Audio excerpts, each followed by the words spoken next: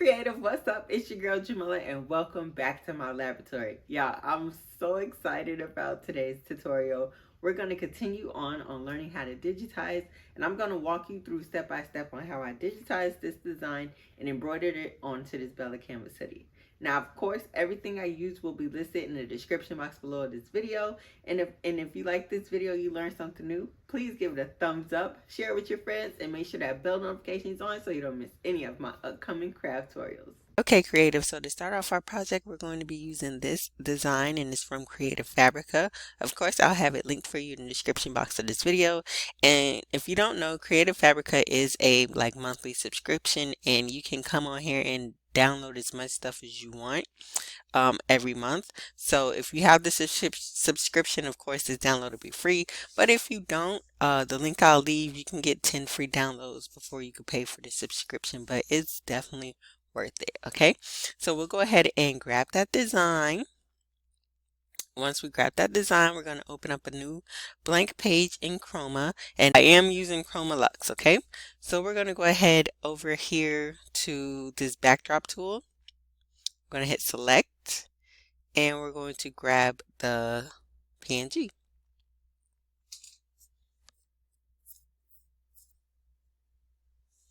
Okay, so it uploads, and I just want to show you something for a second. So you can also go back over here and hit no, I'm sorry. Okay, so once it's loaded, you see it selected. If you wanted to make this like a little more transparent, you can just play with this slider right here. See? And hit apply, and then it fades out, and you can just, I guess, kind of see what you're digitizing a little bit better. So I'm just going to leave that kind of down there. Yes, that looks good. I'm going to pick me a blue is cool. Okay, so first thing we're going to do is I want to zoom in, so I'm going to grab my magnifier.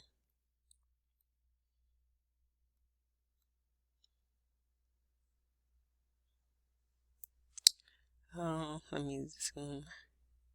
I just need it to be a little bit, just so I can see what I'm doing.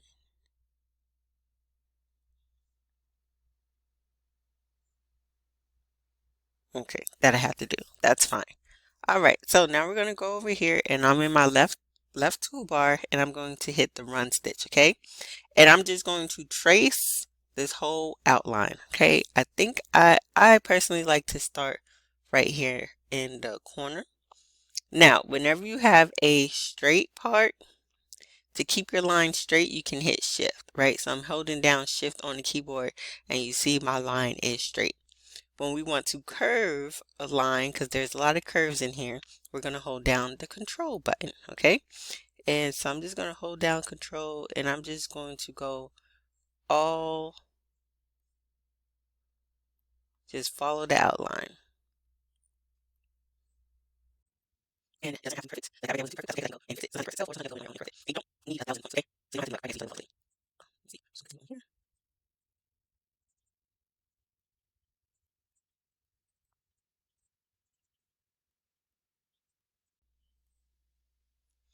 And to close it, make sure you click back onto the point that you began with, okay?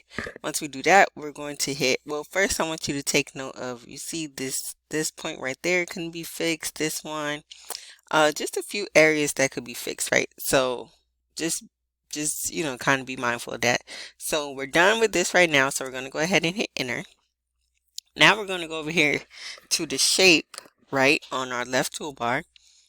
And all of the points we made and things are going to pop up, and that is where you can go ahead and edit your lines.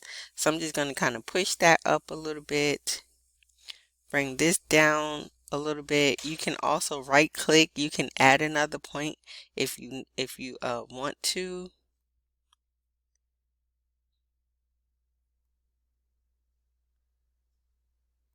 Can move some points.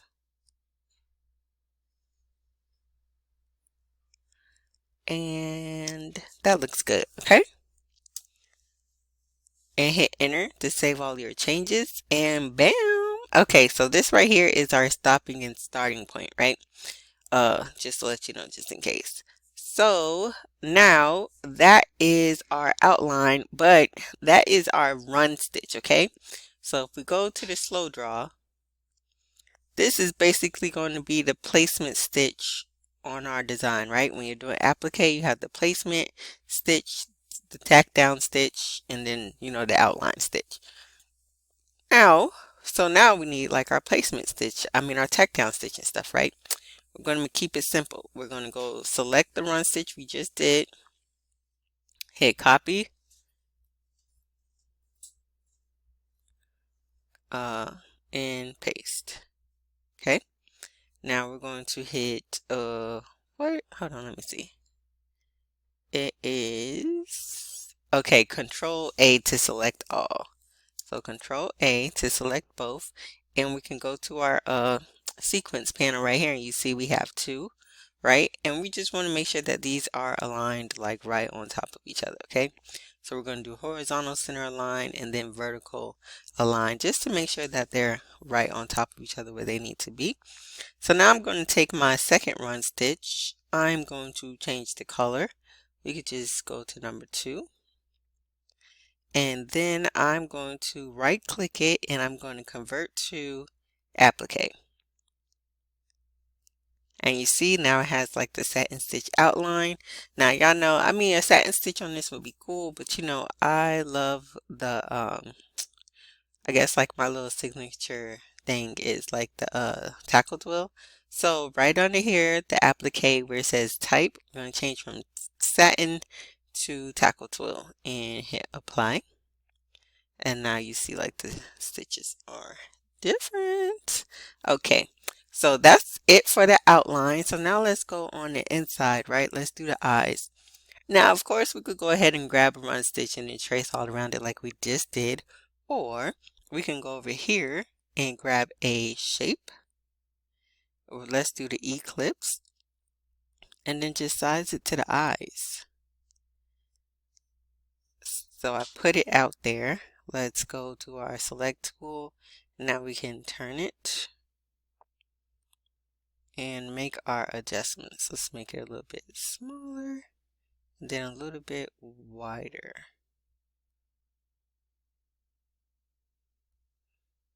And of course, it doesn't have to be perfect, but you know, get it to how you want it to be.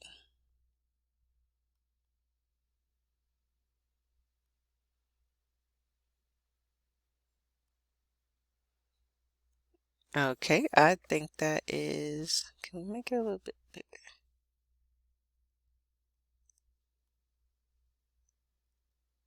Okay, I think that's good. So right now, of course, it's just an outline. We need to right click it, hit convert to, and I'm going to do a complex fill, so it's going to be all filled in. And I'm going to go ahead and copy that, paste it right over here. Well, paste it, come up here to the top toolbar and mirror, and just fix it just a little bit. And we do our little 3D realistic view, and there goes our eyes. Of course, and I want to change these to, my black is 20, so I'm going to change it to 20 up here. Okay. And same thing for you.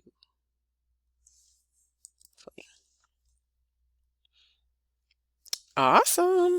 Okay, so now we need to do like these little wrinkles in this shadow part right here. Okay, so let's go back to our run stitch, and we're going to start in that on the border, and we're just going to bring it up. And I guess, for here you can either do it curved or a straight line.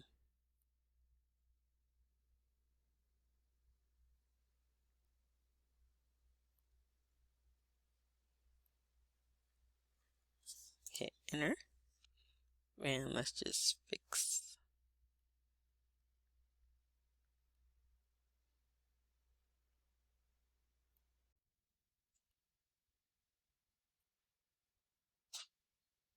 Okay, hit enter, save our changes. Oh wait, hold on. Let me select this, and we want our end command to be trim. Okay, cool, got it. Because you know you don't want a bunch of these little lines right here are called. Oh, let me see if I did. They're called jump stitches. I mean, not really a big deal because it'll just be a little piece of thread, and you can always just cut that off with some scissors.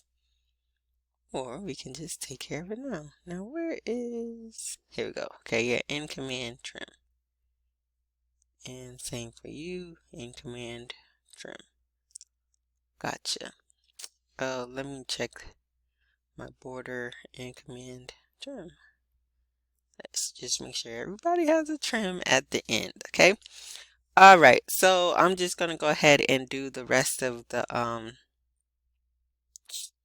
wrinkles the same way that we just did. Okay. And once I finish that, I'll be back. Okay, so now mind you, these are all just run stitches. So what I'm going to do is select it. Make sure you have your select tool. Right click, and we're going to convert this to a satin stitch. Or whatever stitch it is, satin, complex fill, whatever stitch you want to use, okay?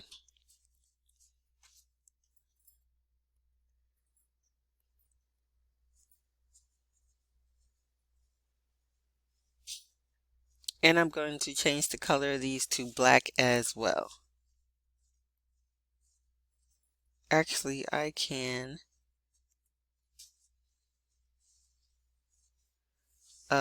hit, what is it, shift on the keyboard and select all those and change it at the same time. There we go. Awesome. So now we're going to go ahead and do the same thing to this part right here. Grab our run stitch. I like to start right on that border that we have, and that's just going to kind of hide any mistakes or whatever, I guess you could say. I'm just going to trace this outline. Right, go all the way into the border. Just follow along the lines. Hold control for a curve. Make sure you connect in the beginning. Okay, hit enter. Get our select tool, right click, convert to complex fill. Bam, y'all, look at this. We're doing it. We are doing it. Okay, and of course I'm going to change that to color 20 as well. So we have one side down. Since this side is like different, we can't really, I mean, I guess you could copy and paste it over there and save yourself some time, but I'm just going to go ahead and grab my run stitch, start in the border, and trace all the way around. And y'all, I'm pretty sure I'll look back on this design maybe next year or whatever and be like, man, this is trash. Like, you know, I could have done better. But right now, I'm killing it. Like, oh my gosh, I'm digitizing. I've been so scared to digitize for so long. And honestly, we're just tracing. We're just tracing right now. Okay. So anyway, so I finished that, hit enter, go to my select tool, right click it, convert to complex fill.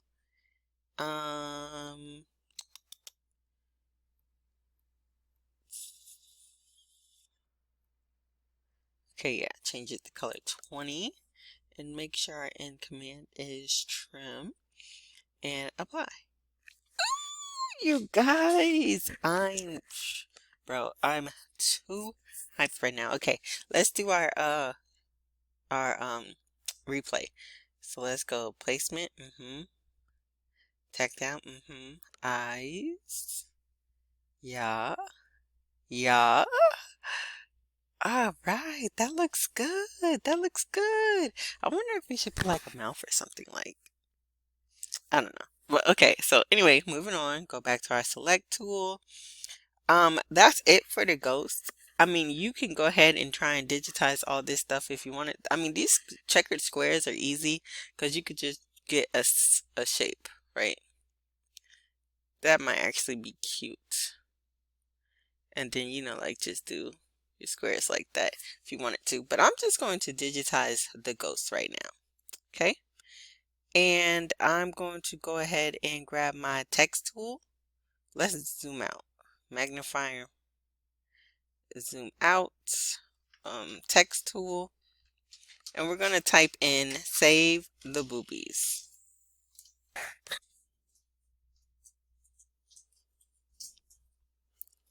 Okay, so I typed in save the, I'm using the impact font, which is a standard font that comes with Chroma. I'm going to go ahead and hit enter, and I can't see, so let's just make this a little bit bigger. Okay, so right now it's a satin stitch, and we're going to go ahead and of course change that to tatami. Okay, and we're going to, where it says align, no, where it says type, we're going to do circle. Hit apply. Because I just want that to kind of go over here like this. And just change.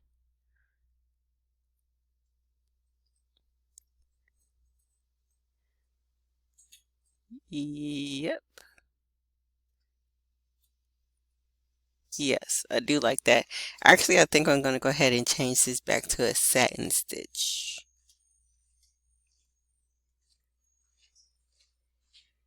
So right now it's giving me this because our project is like super big, but we're going to shrink that down, okay? And so I'm going to go back to grab my text tool, and I'm going to do this, just click anywhere.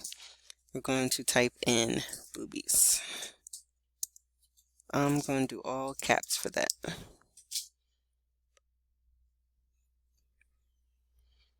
And of course, can't see. Let's make it a little bit bigger. I want it to be like the same width. Okay. Okay, now let's select everything. And I'm going to be using my mighty hoop, which is like 8 by 13. So the tallest my design can be is about 7 inches. Or about 6.5, just to give myself a little wiggle room so that it's not, you know, like bumping up against the edge of the hoop. So we're going to say 7, and I'm leaving the aspect ratio on, so it's going to auto adjust that for me. Of course, it got way smaller.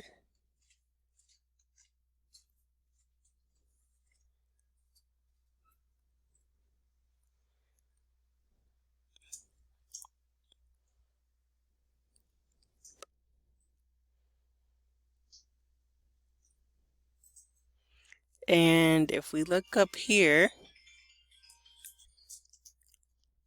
so if we look up here, our design is 7 inches tall, almost 6 inches wide, and so far it has 8,260 stitches.